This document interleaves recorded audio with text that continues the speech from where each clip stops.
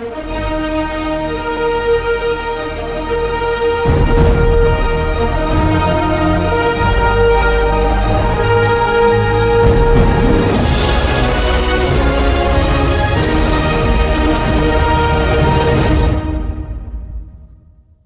these points right here. I used to come in here with that grub. I'm going to zoom in a little bit and hit every one of these points and just tear the smallmouth up. It looks like we got a school of Kentuckies right here. Pretty good school. They're running 15 plus. So here's a pretty good fish down here. Now that's since I was a little bit more dialed in, but the hummingbird, I've just not learned enough about it yet. And we're seeing some pretty good fish through here, so it looks like cranking's going to be a possibility. I know the swim bait's going to work, but I wanted to do some cranking, and as long as my shoulders will hold it, we'll see. There's some pretty good fish right through there though, and they're running in the range that that crankbait will run right down into, the ones I brought with me. So it is a possibility right here, and I've got a bunch of points here, so I'm going to keep looking. Now I'm running into some better fish, and I'm further in the creek. Doing it this way. Okay, as you can tell, I don't have Sally in the boat today. I've got rods laying all over the place, and I didn't want to get her in here and get her hooked, especially with all these treble hooks hanging about. So we're going to try the crankbait first and see if we can get bit and go from there. Fish over here on that point, so they're definitely there, and they're down to 15 plus. So hoping we can tag one of these fish. And if you wonder why I look back at the camera, I'm making sure it's recording when I look back. When I'm by myself, I have no idea, so I have to look back and check it.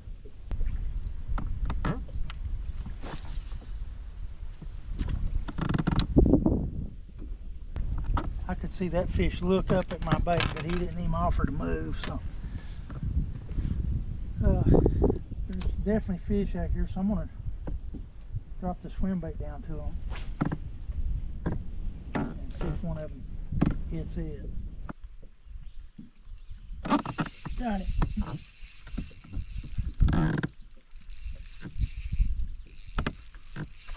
Ooh, nice smallmouth. We got a nice smallmouth here.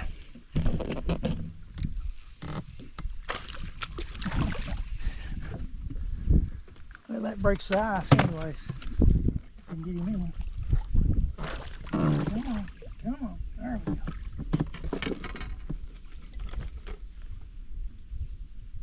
Absolutely drilled that swim bait.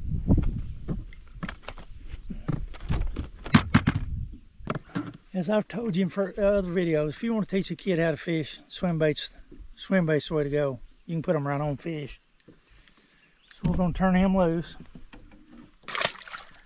It's a good start. The skunk is out of the boat, and we're on our way. Well, that was a mighty good fight. Those little 16-inch smallmouth, they are extra mean, let me tell you. They fight way above their pay grade. Man, he hit hard.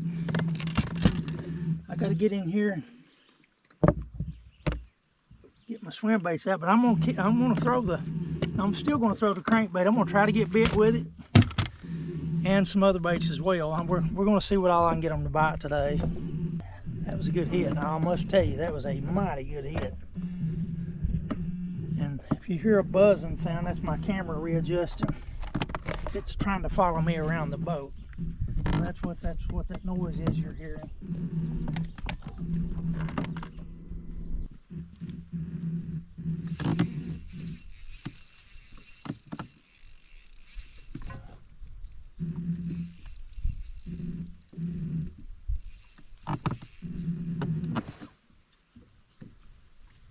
I've got one if I can get him in.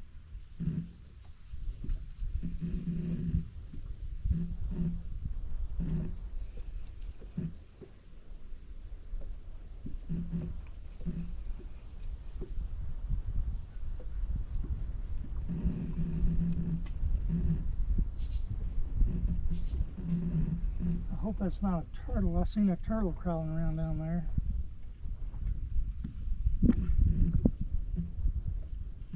No, I lost it.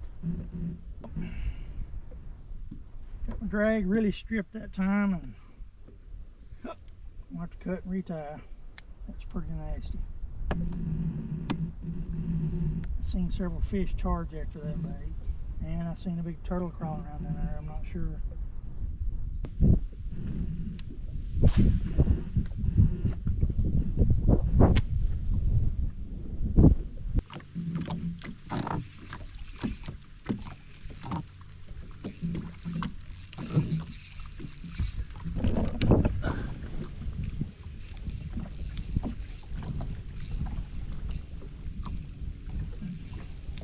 Come on, fish.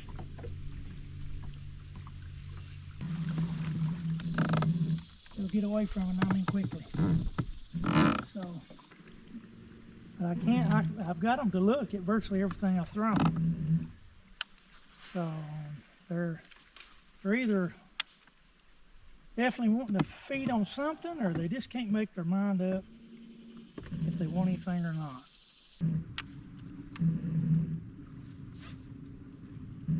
If you get backlash, don't put the line in the boat. What I do is I get the line to stay in the water. I'll show you here in a second as soon as I get this. I keep the line out in the water, and that keeps it from tangling up. If you get it in the boat, you'll have a big mess in the floor, and the next thing you know, when you're reeling it in, you got a knot. I've taught all the kids that's been with me in high school to do this. And the line's in the water, it's really loose. And the backlash is out. When I start to reel, the line's in the water, so it just flows right back in, no problem. That's the best way to deal with the backlash. Now this jig right here keeps hanging up, and you see where the hook's located with the weed guard. The weed guard is cut a little bit too short. I don't like them that short. So I'm spreading this weed guard out a little bit, fanning it out. And if it keeps hanging up, then I'm gonna, which I'm probably gonna do it anyways. That hook's bent out just a little bit, so I'm gonna tweak it back in to keep it from hanging up so much. Okay, I've dug my pliers out. And you see this hook right here, it's bent out just a little bit. So what you want to do is grab it right there and bend it back in a little bit, and I'm going to bend it in a little bit more. And that keeps it from getting hung up in the brush and stuff on you as easy. Now it'll be it should come through the brush a whole lot easier without hanging up, hopefully. It's definitely bent enough to it should come through all the structure now. And I've got a lot of laydowns and stuff over here, as you can see. And I'm going to fish these laydowns and come through that. And when I get to this point, I'm going to throw a swim bait out off that point and see if I can get bit out there with that swim bait. There's fish all down this bank. I can get them to look at the baits, but I can't get them to take it. So we're going to keep trying and see what we can do. And it's a lot of logs and stumps down through here, so I'm hoping I can pick one up.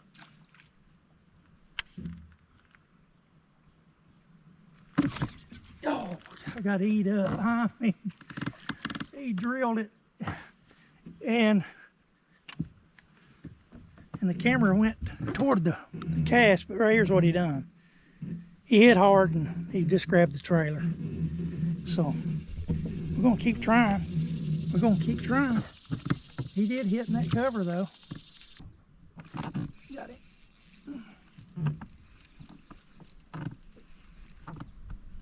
Fight. The camera's not keeping up with me. It's a good fight. Not a very big fish, but it's a good fight.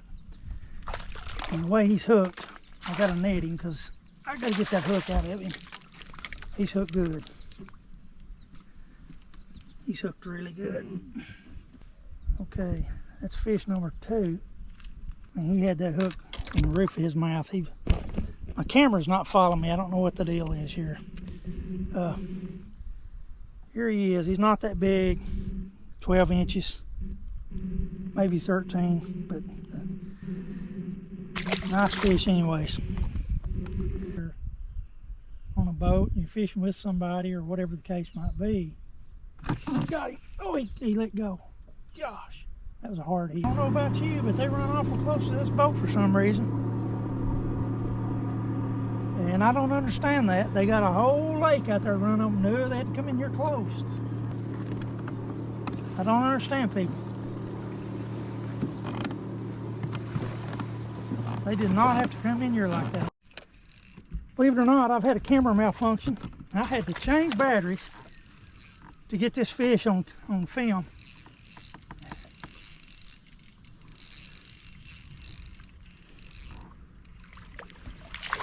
I've been fighting this camera, trying to switch these batteries out just to catch this fish. Oh, and I just threw a battery out. Oh my, what a disaster. What a disaster, but we got him. We got the fish. I'm telling you what, the battery was in the net. I threw the net out and the battery shot out of the net. Little GoPro battery. Come on, hooked. Boy, he's hooked good too. That's why he couldn't jump and throw it. He was hooked too good.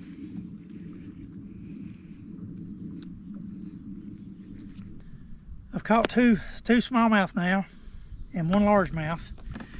And that was a heck of a fight. I was just letting him fight and trying to get because the battery the camera shut off right in the middle of the fight, and actually the beginning of the fight. And I thought, oh man, I want to record this. Well, we got it done anyways. Got it recorded. You talking about a disaster? That was a disaster from the get-go. Heck of a hit. I kept thinking that fish was going to jump and throw it, but he couldn't. Only thing he could have done was broke the line. And if you're curious what size line I was just fighting that fish with, 3-pound test. Sniper. You don't have to have a big line to catch a fish. You just got to be able to set the drag right and fish them right. You can catch me wrong. Now, I'm going to be throwing heavy stuff. I'll even throw up to 65-pound braid sometimes, but it depends on the situation. If I'm throwing a frog and grass or something like that, I'm definitely going to be throwing 65 pound, 50 to 65 pound. Tide, got a new swim bait on, chartreuse on the tail, and shad scent for the scent. And that's what I'm doing. That's the only thing I can get them to take today. So while I'm fishing, that's what I'm going to throw. And I'm just going to, we'll probably end our day right in here. Got a lot of fish cornered in here, so might as well try to catch a few before I quit. I try to catch some on the camera because a lot of guys want to see me do it, and I appreciate that, but I like to teach as well. And so I'm trying to get some fish catches on camera, let you see what I'm doing exactly. And then but I'm learning. Never too old to learn.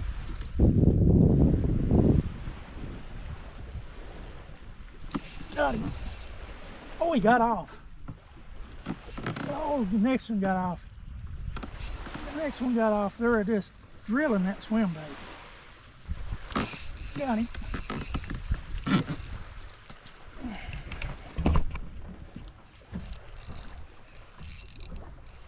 Got another one here. Camera's rocking and rolling. And we got a Kentucky, so I've got the trifecta today. Come here. There we go. There we go.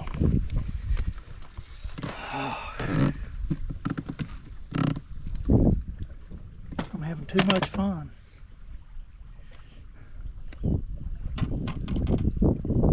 "13-inch Kentuck, nice fish." There's a school in here that there's a big school of bass here. It must be 100 in it, and so they're all in it together, and they're all feeding. Got him. We got another one. This one's strip and drag. We'll have to try to adjust the camera over here where we can get the fight in. This is hard to do when you're by yourself. Oh, he's tearing that drag up. I'm trying to keep him hooked up, not lose him, and get the fight on camera all at the same time. I think I may have just lost him. Nope, he's still there. This is a nice Kentucky.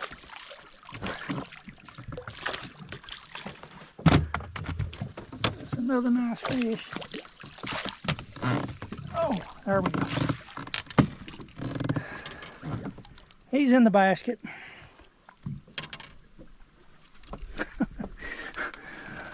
I'll tell you what, this don't like much being a disaster. It really don't like much being a disaster, but I'm having a lot of fun, as you can tell. These fish, boy, he was hooked good. That's why he didn't jump and throw it.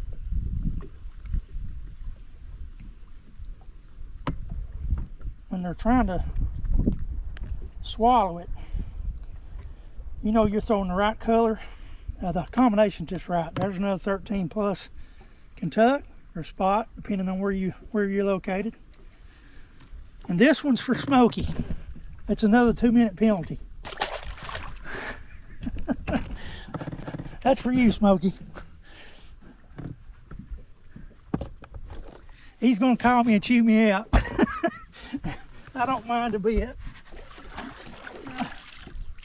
And I had a new subscriber, or it might have been an old subscriber, I can't remember now which, told me, sent me a message last night that he wanted to see me and the baby giraffe fish together. So I got a hold of the baby giraffe and told him that. And we're supposed to get together hopefully next week or the week after and go fishing together. Go back and look at the video of the baby giraffe.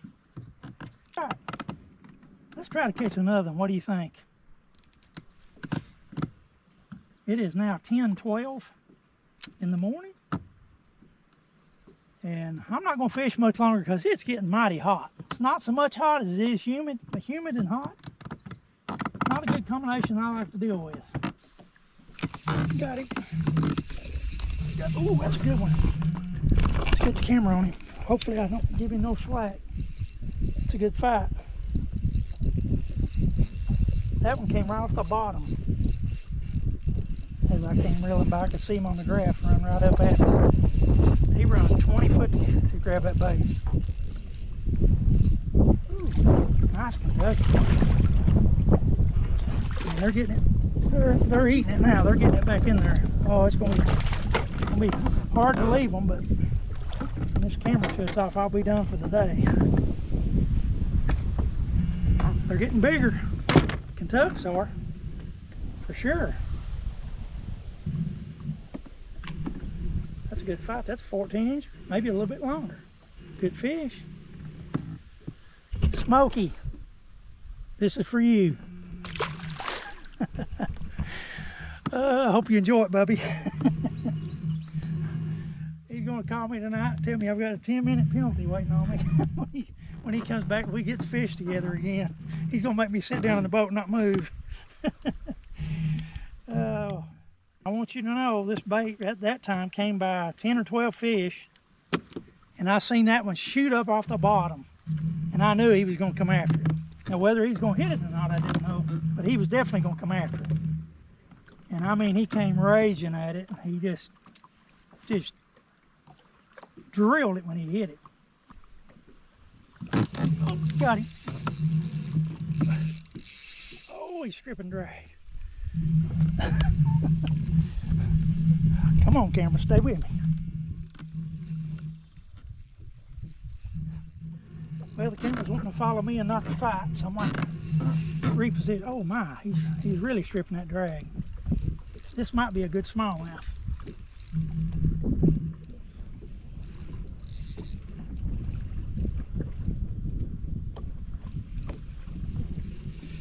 Ooh, that might be a good smallmouth. I mean, he's turning that drag up.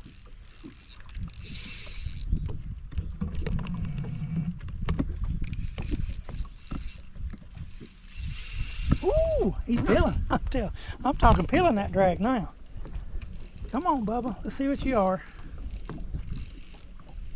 No, it's just a mean Kentucky, and it's a good size one too. That's a really nice Kentucky. Oh, he's chin hooked. That's what's wrong with it. But he's still a pretty good fish. That's why that fight was so rough. He's a 13.5 or 14 incher, but he was hooked right under the chin. When they're foul hooked like that, they can put up one heck of a fight. He's a big old chunky one too.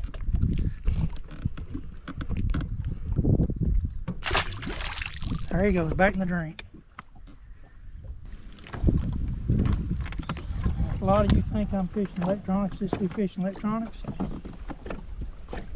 There's days I do just exactly what I'm doing with no electronics on. I fish exactly the way I'm fishing now. I know the fish are there, so I just go after them.